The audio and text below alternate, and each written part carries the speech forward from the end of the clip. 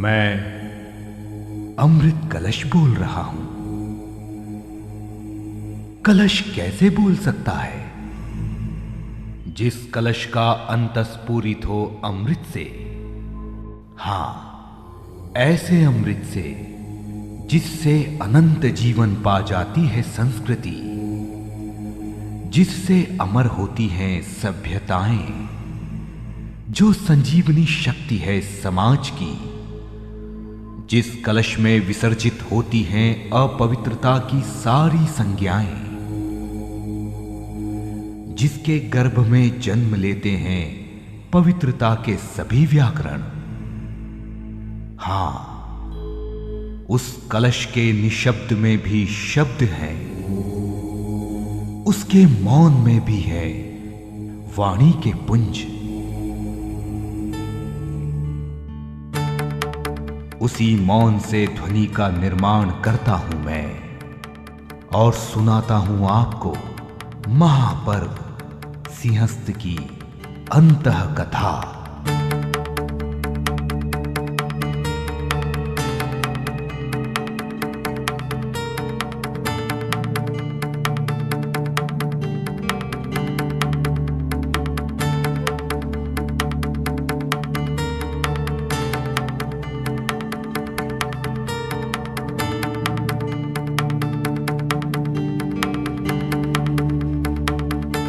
अनंत काल से गतिवंत है ये अनंत ब्रह्मांड, अज्ञात है इसका आदि और अंत। अगर कुछ ज्ञात है तो इसकी अनुशासित गति, ये गति ही समय का निर्माण करती है, समय बनाता है संयोग। काल चक्र के इस अनंत प्रवाह में महाकाल की धरा पर प्रति 12 वर्ष में बनता है ये महासंयोग, जब समय के एक बिंदु पर एक साथ घटती हैं 10 घटनाएं। वैशाख मास, शुक्ल पक्ष, इसमें पूर्णिमा, मेष राशि में सूर्य, सिंह राशि में बृहस्पति, तुला राशि में चंद्र, स्वाति नक्षत्र, व्यतिपात योग, सोमवार और उज्जैन नगरी।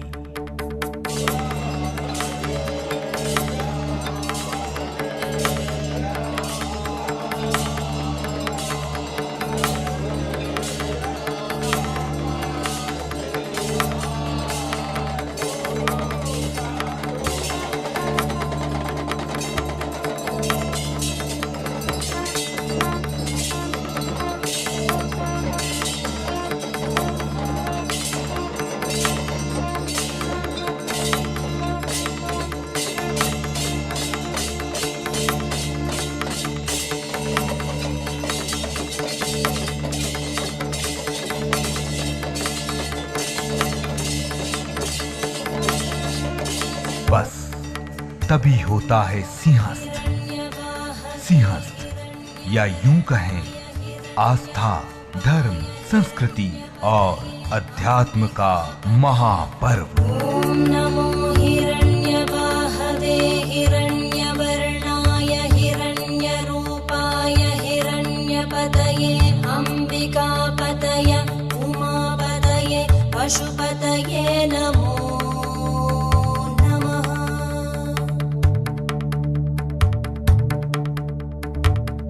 ये जो आप जन सैलाब देख रहे हैं, ये एक्चुअली आस्था का समुद्र है।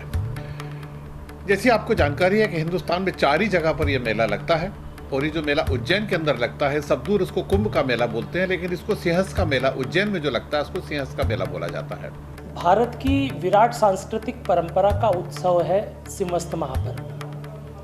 भारत में चराचर जगत में व्याप्त ब्रह्म का बोध करने के लिए जितनी भी प्रकार की सांस्कृतिक, आध्यात्मिक और दार्शनिक पद्धतियां प्रचलित रही हैं, उनका यदि समवेत रूप यदि किसी स्थान पर अगर आपको देखने को मिलेगा तो सिंहस्थ या कुंभ महापर्व जैसे अवसरों पर दिखाई देता है।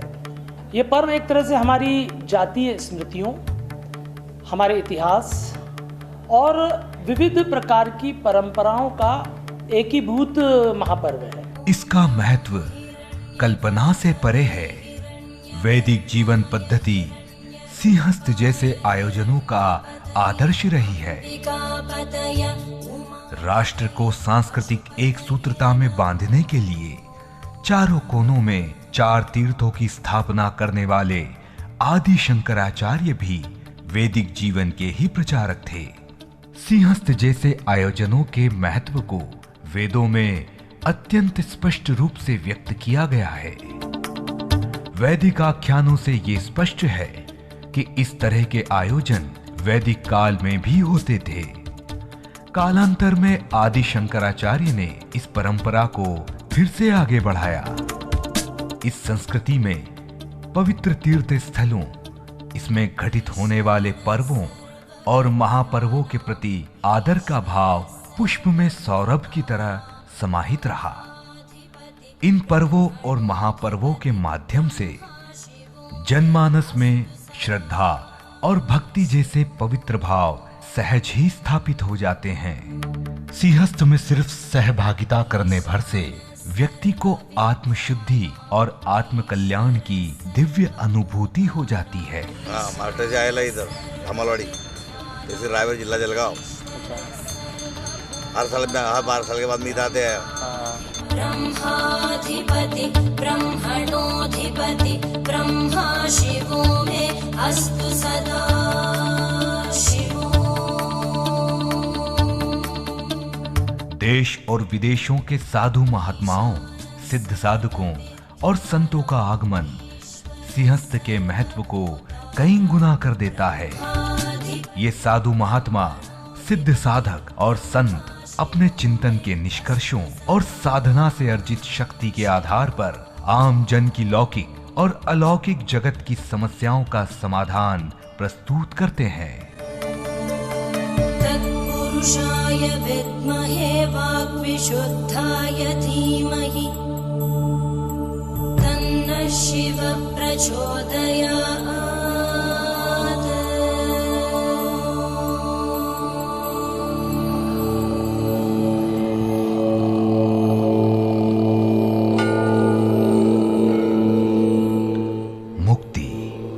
जो आत्मा की प्यास है, बंधन मुक्त होने की इस प्रक्रिया का ध्येय मोक्ष है, जो लगभग हर धर्म का सार तत्व है। धर्म, अर्थ, काम और मोक्ष, इन 4 पुरुषार्थों में भी मोक्ष ही अंतिम मंजिल है।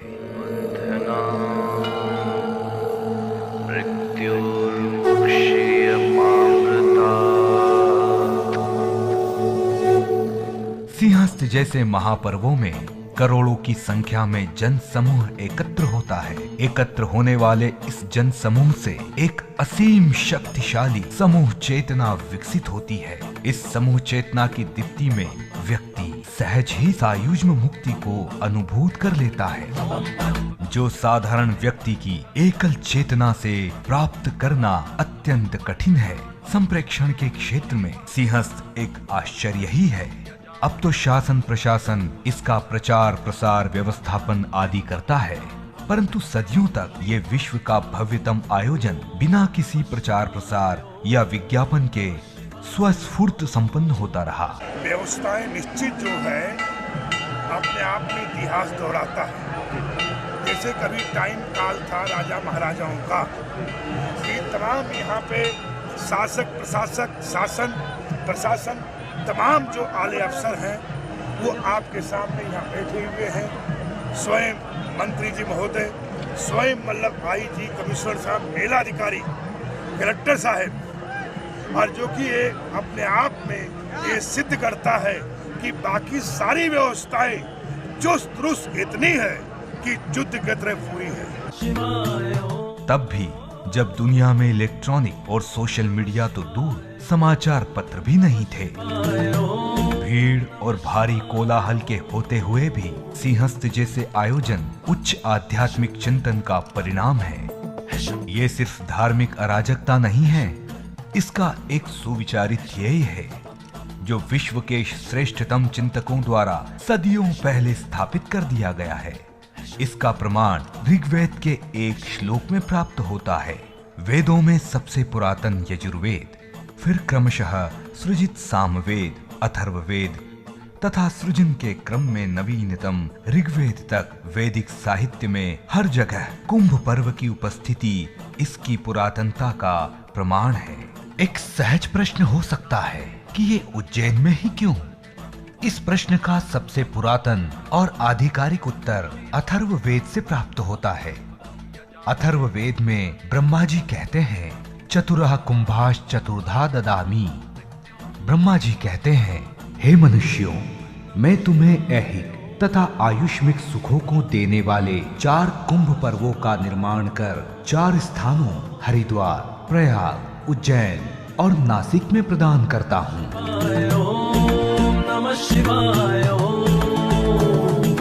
उज्जैन हिंदू मनीषा में मान्य सप्त पवित्र नगरियों में से एक है।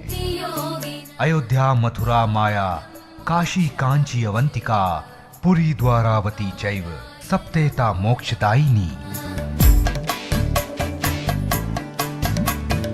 उज्जैन मान्य पवित्र नदी क्षिप्रा के तट पर है। सदियों यहाँ शिक्षा का विशाल केंद्र रहा, जहाँ द्वापर युग में पूर्ण पुरुष श्री कृष्ण का व्यक्तित्व निर्माण ऋषि सांदीपनी के आश्रम में हुआ। भारत में कर्क रेखा उज्जैन शहर से गुजरती है। उज्जैन भारतीय काल गणना का केंद्र रहा है। सिंहस्थ उज्जैन में ही क्यों? इस प्रश्न का सबसे सहज और सरल उत्तर आम जन की लोक मान्यता से भी प्राप्त होता है। वो ये कि जब समुद्र मंथन हुआ और उसमें से निकले अमृत कलश को प्राप्त करने के लिए देवता और दानवों में छीना झपटी होने लगी, उस समय कलश से अमृत की कुछ बूंदें उज्जैन में क्षिप्रा नदी में गिरी थी। कुंभ अर्थात घड़े से अमृत बूंद टपकने के कारण ही इस समागम के प्रचलित नाम कुंभ या महाकुंभ भी है। अमृत घट के छलकने से बूंदे 4 अलग अलग स्थानों पर गिरी और वो जो महिमा इन नदियों को दे गया, उसका परिणाम यह है कि हमने अपनी जातीय चेतना में उस अमृत तत्व की तलाश को जो हमने बनाए रखा था, उसको यदि साक्षात उपस्थित करने का जब उपक्रम आता है तो सिंहस्थ जैसा महापर्व घटित होता है। एक और लोक मान्यता है कि भगवान राम ने अपने पिता दशरथ की मृत्यु के उपरांत उनका श्राद्ध कर्म उज्जैन में ही किया था। तभी से क्षिप्रा के उस तट को राम घाट भी कहा जाता है। इसी राम घाट को केंद्र बनाकर एक काल्पनिक वृत्त बनाया जाए तो कमोबेश उसी वृत्त की परिधि के अंदर सिंहस्थ का मेला लगता है। राम घाट पर ही सिंहस्थ पर्व के सारे स्नान एवं महास्नान होते हैं।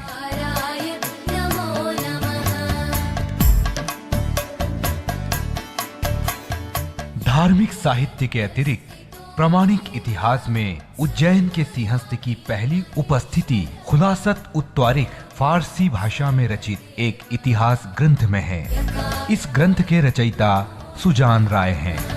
इस ग्रंथ की रचना 1695 ईस्वी में की गई थी, जिसमें मालवा सूबे के अंतर्गत उज्जैन को एक अत्यंत धार्मिक नगरी कहा गया है। वैसे अप्रत्यक्ष रूप से हर्षवर्धन के ग्रंथों में इस प्रकार के पर्वों का उल्लेख मिलता है। विक्रम विश्वविद्यालय द्वारा प्रकाशित विक्रम स्मृति ग्रंथ में उज्जैन में सिंहस्थ के आरंभ होने के एक अलग कारण का उल्लेख है। इस ग्रंथ के अनुसार मराठा शासन काल में मराठा शासक रणोजी सिंधिया ने विभिन्न अखाड़ों को अपनी प्रस्तुतियों के लिए नासिक कुंभ से किसी स्थानीय उत्सव में बुलाया था। तभी से सिंहस्थ उज्जैन में आरंभ हुआ।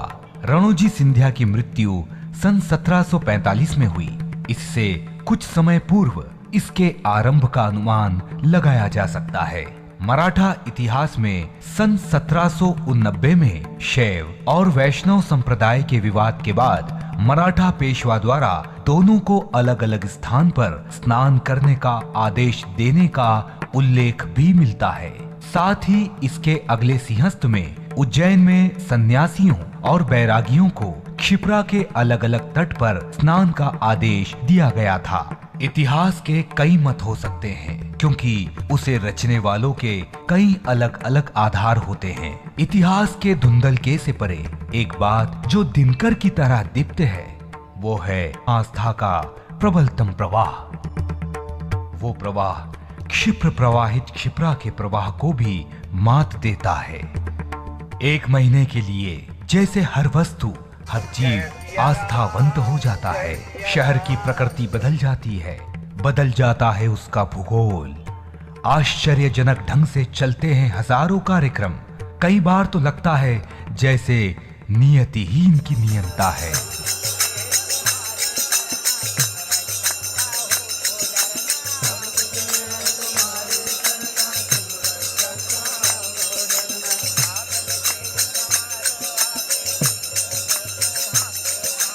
इसके अंदर हर धर्म की भागीदारी है, चाहे वो मुस्लिम हो, सिख हो, हिंदू हो, सब क्रिश्चियन हो, सब तरह के जो समाज हैं उन सब की भागीदारी है।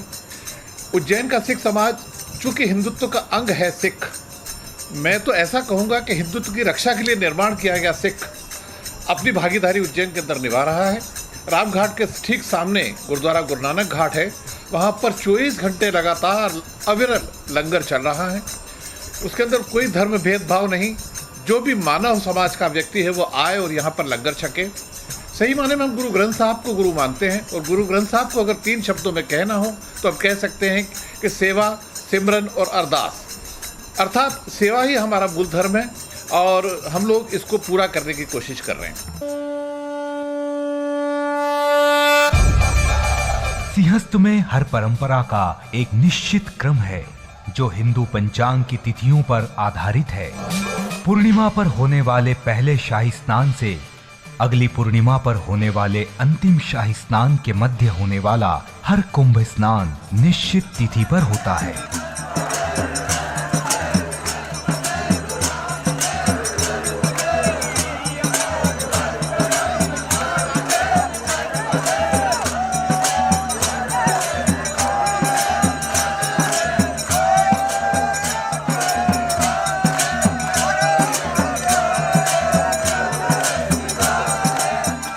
इस एक माह में होने वाले हर उत्सव के माध्यम से मनीषियों द्वारा प्रकृति परिवर्तन के हर अवसर को आस्था से संलग्न किया गया है।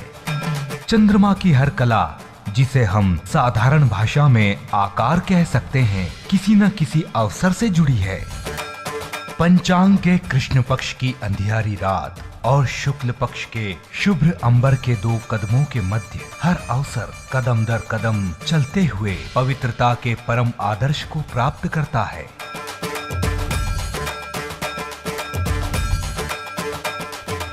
सिंहस्थ में अखाड़ों का आगमन पेशवाई से होता है। पेशवाई एक प्रकार का स्वागत जुलूस ही होती है। सिंहस्थ के दौरान होते हैं विभिन्न संतों के प्रवचन। योगी, जंगम, भक्त, गुरु, शिष्य, सब में वो है। बड़ी अच्छी बात कहते हैं, वेद कहता है सब में वो है। इदम सर्वम यत् किंचित जगत्याम जगत। पर एक अद्भुत बात कही वेद ने, 3 भुंजी था।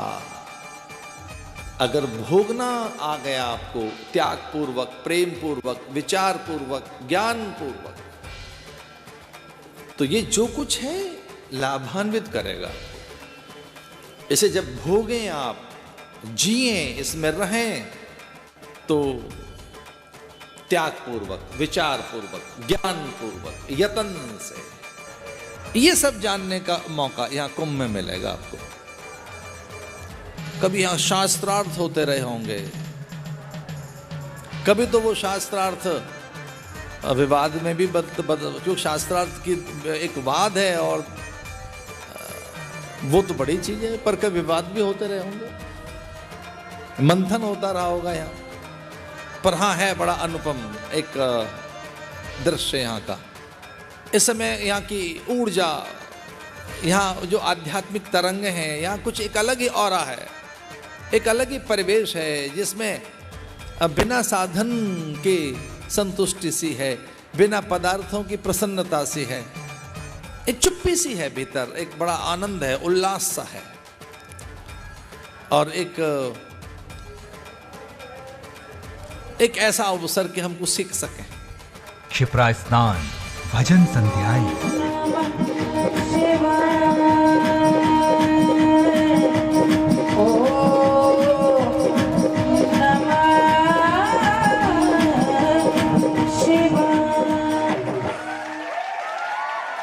पानी बिना सुनाई जहानावा, बनिया बचाया दिया नावा। पानी बिना सुनाई जहानावा, बनिया बचाया दिया नावा।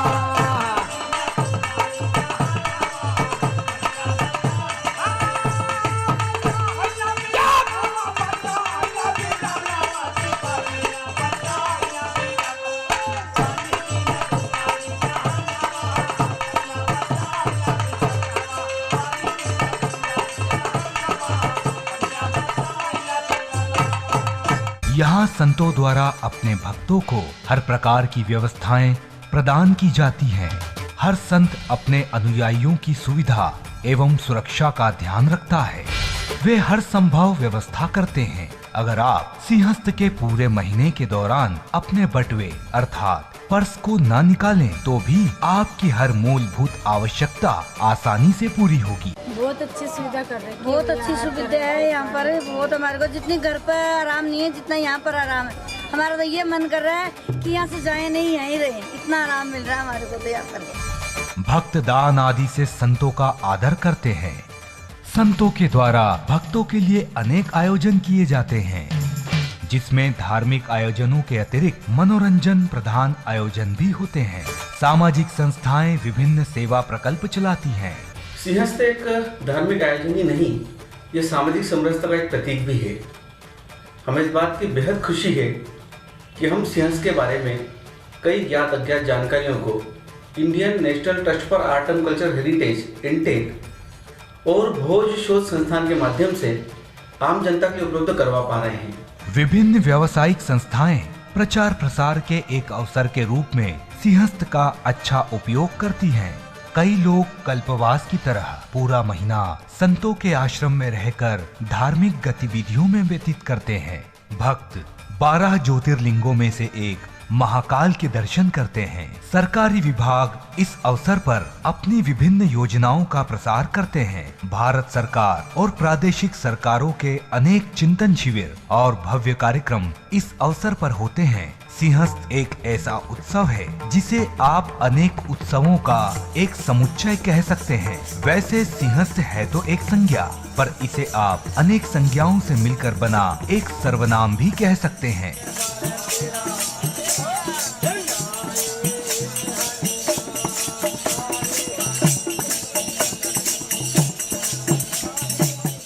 कालों के काल महाकाल की नगरी में सिंहस्थ महाकुंभ का सुंदर नज़ारा है। देश विदेश के श्रद्धालु महाकाल की नगरी में माँ क्षिप्रा के चरणों में अपना नमन प्रस्तुत करने के लिए यहाँ उपस्थित हुए हैं। स्नान का अपना महत्व है। यह नगरी पुराणों की दादी है, परंपराओं की नानी है और इतिहास की परदादी है। और इस नगरी में प्रत्येक 12 वर्ष में सिंहस्थ महाकुंभ का मेला लगता है और यहाँ पर श्रद्धालु दूर दूर से उमड़ते हैं। श्रद्धा का सैलाब यहाँ पर आनंद की अठेलियाँ खेलता है और सिंहस्थ में रामघाट का नज़ारा अद्भुत है। परंपरागत रामलीलाएं, रास लीलाएं, कवि सम्मेलन, शास्त्रीय संगीत, शास्त्रीय नृत्य, लोक नृत्यों के लोकोत्सव, कलाओं और लोक कलाओं की प्रदर्शनियां, ऐसी हर विधा जिसके मूलाधार में आनंद धर्म है, यहाँ अनेक मंचों से प्रस्तुत होती है। इसमें बड़ी संख्या में हिंदू धर्मावलंबी हिस्सा लेते हैं। साथ ही अन्य धर्मों के लोग भी इसके कार्यक्रमों का आनंद लेते हैं। यह आनंद धर्म है अपना और नहीं कुछ दूजा। सृष्टि का कण-कण करता है महाकाल की पूजा।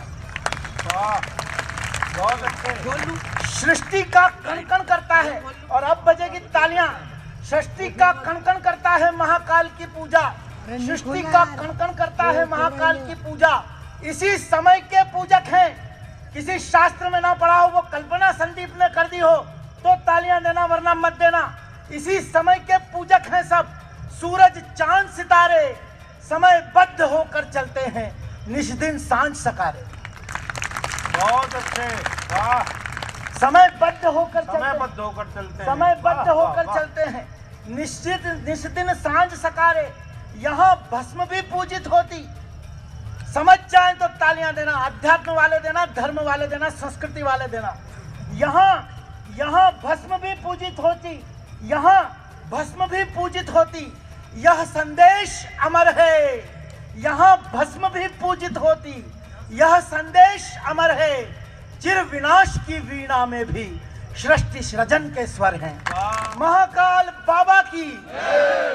सन्यासियों एवं वैरागियों के सुसंगठित समूहों को अखाड़ा कहा जाता है। कुल 13 अखाड़े सिंहस्थ में हिस्सा लेते हैं। इनमें 7 अखाड़े सन्यासियों के हैं तथा 6 अखाड़े वैरागियों के। इन अखाड़ों के नाम अपने सिद्धांतों के अनुरूप होते हैं। पंचदशनाम जूना अखाड़ा, पंचायती आनंद अखाड़ा, पंचायती महानिर्वाणी अखाड़ा, निर्वाणी अणी अखाड़ा, निर्मल अखाड़ा, दिगंबर अणी अखाड़ा, निर्मोही अखाड़ा, पंचायती नया उदासीन अखाड़ा, पंच अटल अखाड़ा, जपोनिधि निरंजनी अखाड़ा, पंचायती बड़ा उदासीन अखाड़ा, पंचायती अग्नि अखाड़ा, पंचायती आवाहन अखाड़ा। इन 13 अखाड़ों से जुड़े अनुयायी सिंहस्थ में हिस्सा लेते हैं। इनके अतिरिक्त हिंदू धर्म के अनेक संप्रदाय, पंथ आदि अपने शिविर लगाकर अपने विचारों का प्रचार करते हैं। प्रसिद्ध कथावाचकों के अपने शिविर होते हैं।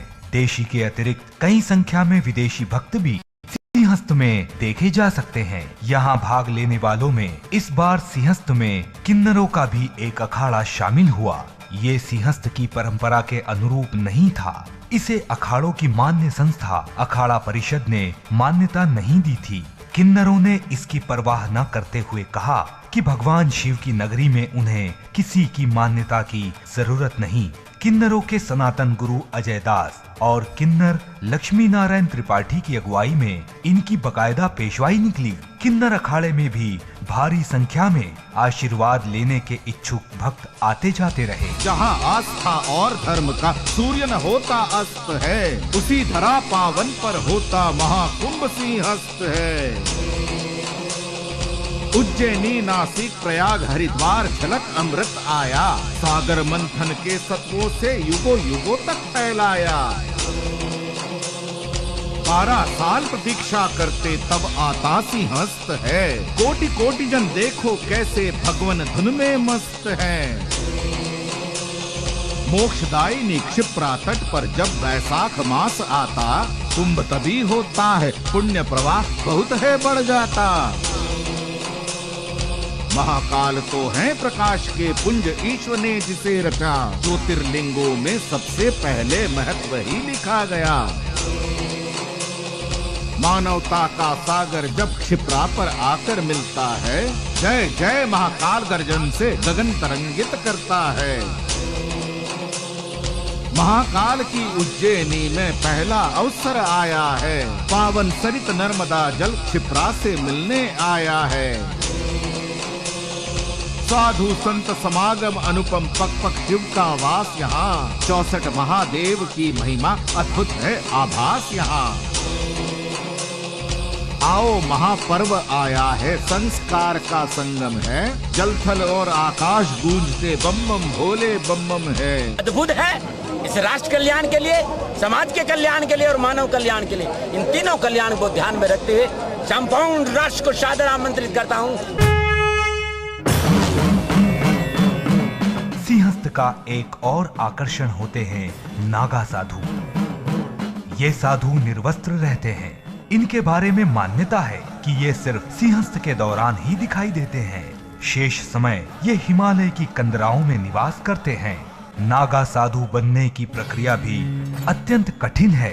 इन्हें 12 वर्ष कठिन परीक्षण से गुजरना पड़ता है, तब इन्हें संन्यास दिया जाता है। संन्यास देने के पूर्व इन्हें लिंग भेदन नामक एक कठिन प्रक्रिया से गुजरना पड़ता है। संन्यास के साथ ही इनका पिंडदान आदि कर्म कर दिया जाता है।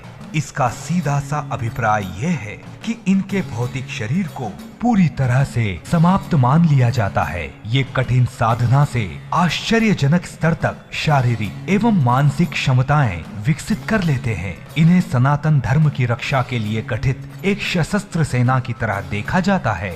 आदि शंकराचार्य के समय से इन्हें हिंदू धर्म की रक्षा के प्रति इनके साहसिक अभियानों और बलिदानों के पुरस्कार स्वरूप सिंहस्थ में सबसे पहले स्नान की अनुमति प्रदान की गई है।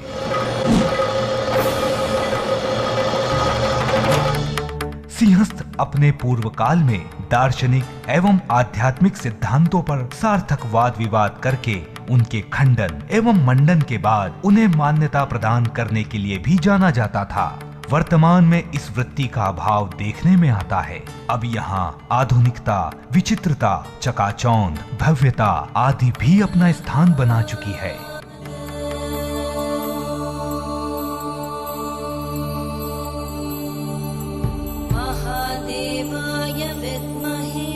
अंतिम शाही स्नान के साथ समाप्त हो जाता है ये महापर्व। डेरे उठने लगते हैं, प्रवासी प्रवास पर निकल जाते हैं।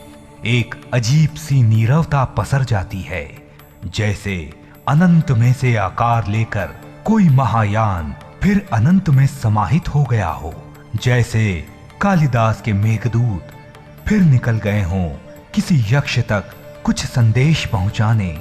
चारु दत्त और वसंत सेना फिर भौतिकता की चपेट में आ गए हों। सत्यम और शिवम के मध्य से सुंदरम ऐसे उड़ गया हो जैसे आरती की थाली से कपूर। मुक्ति की कामना से भी मुक्त हो गया एक अवसर। अनंत यात्रा के मध्य एक अंतराल, अंतराल जिसकी समाप्ति का योग फिर बनाएंगे ग्रह नक्षत्र। फिर ब्रह्मांड में 10 घटनाएं एक साथ घटेगी। फिर होगा सिंहस्थ। तब तक आपके साथ है अमृत कलश का मौन। जय उज्जैनी, जयतु सिंहस्थ। महादेवाय त्र्यंबकाय त्रिपुरांतकाय त्रिकाग्निकालाय कालाग्निरुद्राय नीलकंठाय मृत्युंजयाय सर्वेश्वराय सदाशिवाय श्रीमन्महादेवाय नमः। श्रीमन्महादेवाय नमः। श्री